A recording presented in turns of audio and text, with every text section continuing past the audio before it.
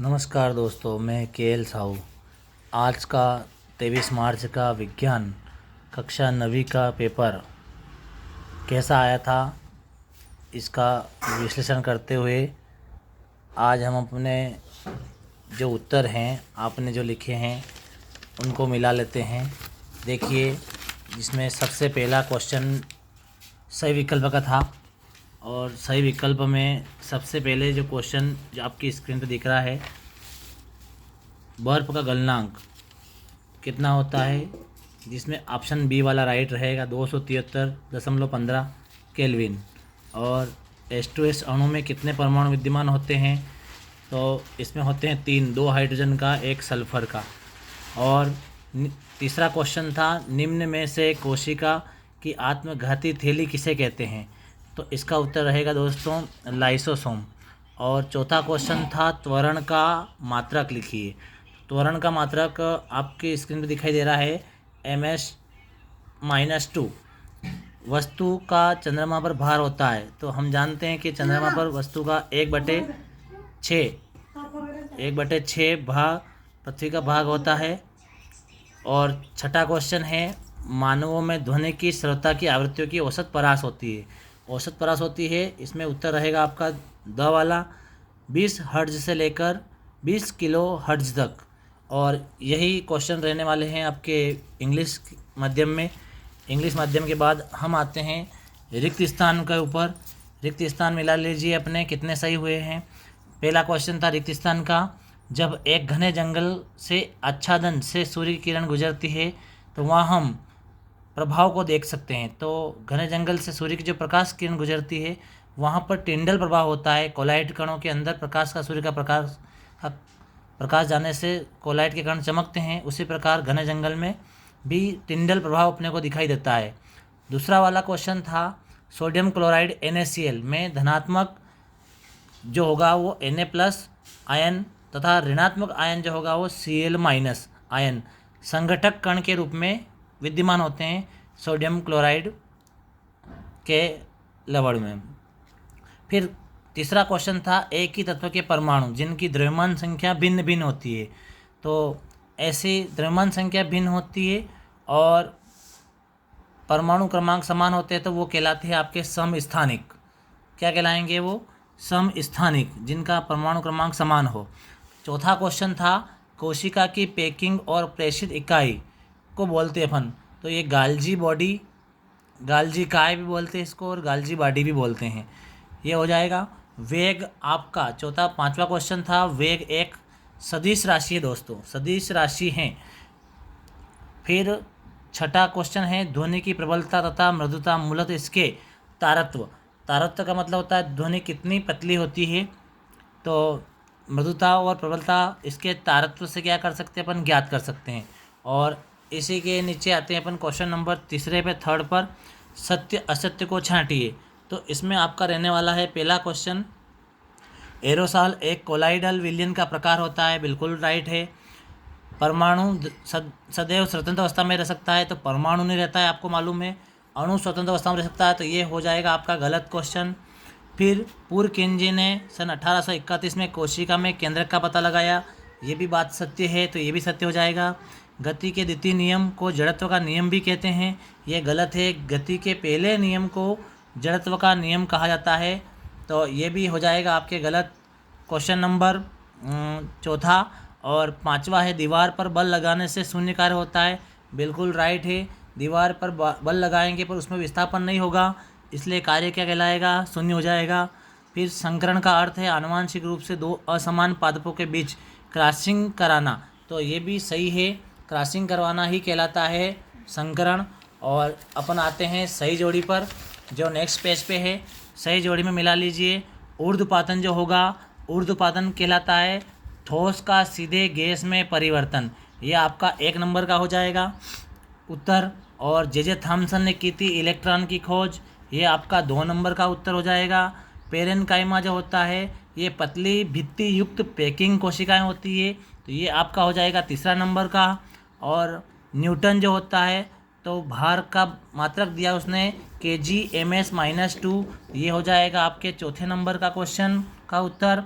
और सोनार होता है, सोनार में इस्तेमाल होता है पराश्रवित तरंगों का इस्तेमाल, तो पराश्रवित तरंग हो जाएगा 5वें में।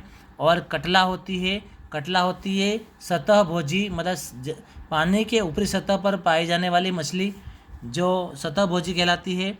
और फिर नीचे आते हैं अपन क्वेश्चन नंबर 473 केल्विन तापमान को सेल्सियस में बदले। तो केल्विन को सेल्सियस में बदलने के लिए हमें -273 इसमें से माइनस कर लेंगे तो उत्तर आएगा, वो आएगा 200 डिग्री सेल्सियस। फिर आयोडीन और अल्कोहल के विलयन, टिंचर आयोडीन में विलय और विलायक के नाम स्पष्ट कीजिए। तो इसमें आयोडीन रहेगा वो रहेगा आपका विलय, और एल्कोहल रहेगा वो विलायक रहेगा, ये भी हो जाएगा।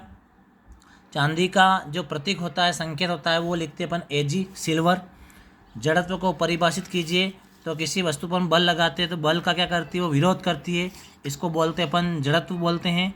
m द्रव्यमान की तथा एक समान v वेग से गतिशील वस्तु की गतिज ऊर्जा का मान का सूत्र जो होता है वो होगा E = 1/2 mv²। इससे अपन निकाल सकते हैं द्रव्यमान और आयतन। फिर अंतरा फसलीकरण से आप क्या समझते हो, तो जो फसलें होती है उनके बीच में एक अन्य दूसरी फसल लगा देते हैं ताकि दोनों फसलों का जो लाभ होता है वो किसानों को मिल जाए। और दोनों फसलों की जो साइज होती है उसमें से एक फसल छोटी होती है और एक फसल बड़ी होती है, जैसे सोयाबीन के साथ मक्का की फसल।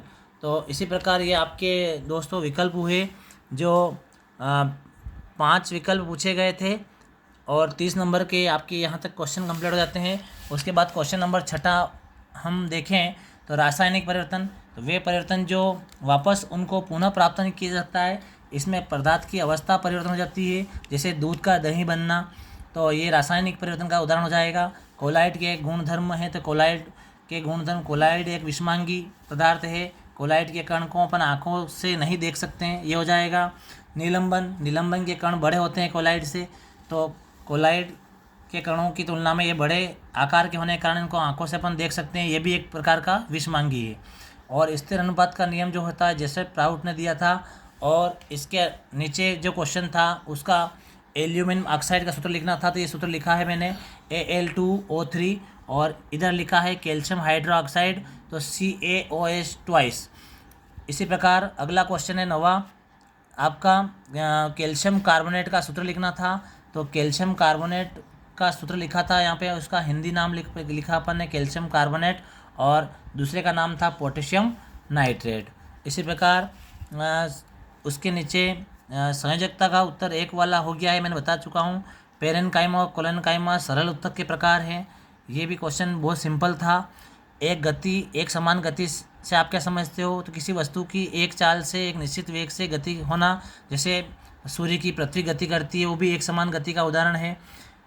औसत चाल इसके अथवा में ही था, बहुत अच्छा क्वेश्चन था। इसके बाद में प्रणोद किसे कहते हैं, तो वस्तु में बल लगाने की क्रिया को ही बोलते हैं प्रणोद, तो इसका SI मात्रक भी आपने लिख लिया होगा। और फिर अगला क्वेश्चन था 13वां, पिन या कील जो नुकीली के बनाती है, या उत्प्लावकता। तो कोई वस्तु उत्प्लावक से मतलब होता है किसी वस्तु का वजन होता है उसके बराबर पानी को हटाना, जिस कारण वस्तु पानी पर तैर सके, और उस वस्तु की सतह पर नीचे की ओर से एक बल कार्य करता है, उसको ही बोलते हैं अपन उत्प्लावकता। और इसके नीचे था कार्य, जो सवाल था, एक सवाल आप उसमें आपको निकालना था शक्ति कितने की थी, ये सवाल आपने नहीं किया हो तो कार्य को परिभाषित करने वाला क्वेश्चन बहुत सिंपल वाला था। किसी वस्तु का विस्थापन दर क्या कहलाती है, कार्य कहलाती है। ऊर्जा के कोई 4 रूप, अगला क्वेश्चन था 15वां, ऊर्जा के कोई 4 रूप, तो इसमें पवन ऊर्जा हो गई है, विद्युत ऊर्जा हो गई है, सौर ऊर्जा हो गई है। तो इस प्रकार से 4 रूप लिखने थे अपने को, ऊर्जा के रूप आपने लिख लिए होंगे। अवश्रव्य या ध्वनि तरंगों का परावर्तन बहुल के दो व्यवहारिक उपयोग, तो वह ये बड़े बड़े जो भवन होते हैं उनके जो हाल होते हैं वो गोलाकार बनाते हैं। इनके व्यवहारिक उपयोग में जैसे ध्वनि का अनुरणन रुक जाए। खाद उर्वरक में अंतर लिख लिया होगा आपने अच्छी तरह से। गाय भैंसों के जो गोबर से बनाई जाती है खाद उर्वरक जो होता है रासायनिक फर्टिलाइजर होता है। खरपतवार का क्वेश्चन भी आपने कर लिया होगा अच्छे से। खरपतवार पौधों के साथ कुछ अवांछित पौधे उग जाते हैं जिन्हें खरपतवार कहते हैं। तो बहुत इजी क्वेश्चन रहने वाला था 9th का आज का क्वेश्चन।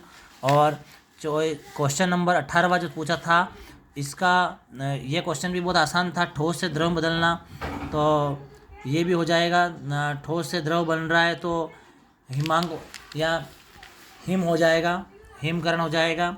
द्रव से गैस में बदलना, तो द्रव से गैस में बदलना वाष्पीकरण हो जाएगा। इस प्रकार से इसका उत्तर देना था। या ये नहीं किया हो तो इसके अथवा में जो क्वेश्चन था, गर्मियों में घड़े का जल ठंडा क्यों होता है, तो गर्मी में घड़े के जो अंदर बारीक बारीक छिद्र होते हैं जिससे पानी की मात्रा लगातार रिसती रहती है, जिस कारण टेम्परेचर कम हो जाता है और घड़े का पानी ठंडा हो जाता है। दूसरा क्वेश्चन था इसका बी वाला, कारण बताइए कि गैस पूरी तरह से बर्तन को भर देती है, क्योंकि गैस का जो आयतन और आकार दोनों अनिश्चित होता है, तो इस प्रकार से गैस उसको पूरा क्या कर देती है, भर देती है। और अंतःप्रदेश जालिका की संरचना बतानी थी अपने को, दो सतह होती है इसकी, खुरदुरी सतह और चिकनी सतह। खुरदुरी सतह से प्रोटीन बनता है और चिकनी सतह से राइबोसोम प्रोटीन और दोनों संरचना बनाता है।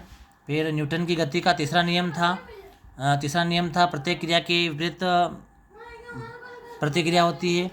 कुएं में से अपन बाल्टी खींच रहे हैं तो रस्सी टूटने पर व्यक्ति कुएं में नहीं गिरेगा, बाल्टी कुएं में गिरेगी, दोनों एक दूसरे के विपरीत गिरेंगे। तो इस प्रकार से अपन तीसरा नियम का परिभाषा उदाहरण भी लिख सकते थे। फिर इसके अथवा वाला जो क्वेश्चन था इसका न्यूटन वाला।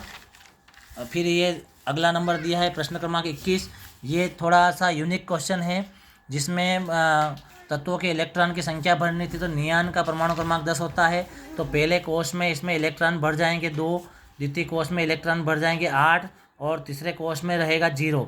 2 और 8 10 हो गए। फिर एल्यूमिनियम का परमाणु क्रमांक होता है 13, तो 13 तो पहली कक्षा में 2 भरेंगे, दूसरी कक्षा में 8 भरेंगे, तीसरी कक्षा में 3 भरेंगे।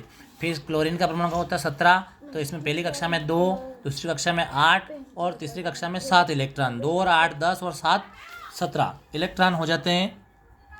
चौथा था कार्बन, जिसमें पहली कक्षा में 2, दूसरी कक्षा में 4 और तीसरी कक्षा में 0 इलेक्ट्रॉन रहेंगे। तो ये सही जोड़ी भी आपसे टेबल भी अच्छी तरह से बन गई होगी। फिर उसके अथवा में क्वेश्चन भी सिंपल था और क्वेश्चन नंबर 22 था फ्लोएम तथा जाइलम में अंतर बताइए। तो फ्लोएम और जाइलम पौधों के जड़ों से जल को पौधों पर ऊंचाई तक ले जाता है और फ्लोएम बने हुए भोजन को वितरित करता है। ये इसके अंतर बताना था, सिंपल सा अंतर था। दोनों पेड़ पौधों के जटिल ऊतक होते हैं, इसके बारे में लिखना था। फिर उसके बाद में इसका अथवा क्वेश्चन था हृदय पेशी का सचित्र वर्णन करना था, चित्र बना दिया होगा आपने। फिर इसके 23वें क्वेश्चन के अथवा में विस्थापन और दूरी में अंतर स्पष्ट कीजिए, तो आपने अच्छी तरह से क्वेश्चन ये पक्का कर रखा होगा। तो ये आपका कक्षा 9वीं का विज्ञान का जो पेपर था इसका संपूर्ण हल मैंने बता दिया है। आपने कितने क्वेश्चन सही किए हैं कमेंट्स में बताएं और अपने नंबर जोड़े, अपने उत्तर मिला ले और चैनल को सब्सक्राइब करें। धन्यवाद।